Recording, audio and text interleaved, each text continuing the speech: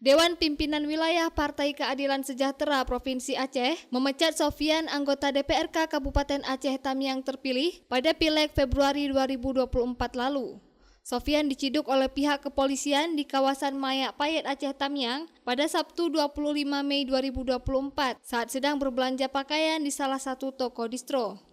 Sofian telah menjadi buronan selama 3 pekan sebelum akhirnya dibekuk polisi atas kepemilikan sabu seberat 70 kg.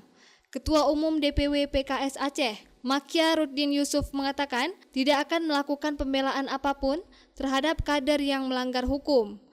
Kita menyerahkan sepenuhnya kepada aparat penegak hukum dan kita sangat menghormati proses hukum.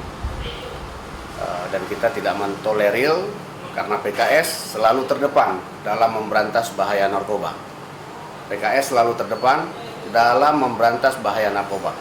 Maka kalau ada oknum anggota PKS yang bermain-main dengan urusan-urusan barang haram ini, maka kita akan tindak sekeras-kerasnya.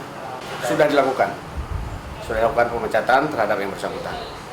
Ya, tentu akan digantikan oleh caleg dengan suara terbanyak kedua yang ada di bawah. Sementara itu, Ketua KIP Aceh Saiful dijumpai usai acara peluncuran pemilihan gubernur dan wakil gubernur Aceh 2024 mengatakan caleg terpilih dari PKS Aceh Tamiang tidak digugurkan atau masih berstatus sebagai caleg terpilih DPRK Aceh Tamiang. Kami statusnya masih caleg terpilih karena sesuai dengan ketentuan Undang-Undang Nomor 7 Pasal 46 menyebutkan bahwa pergantian caleg terpilih itu ada 4 kondisi. Pertama, meninggal dunia, mengundurkan diri, tidak memenuhi syarat sebagai calon, dan dinyatakan bersalah berdasarkan putusan pengadilan.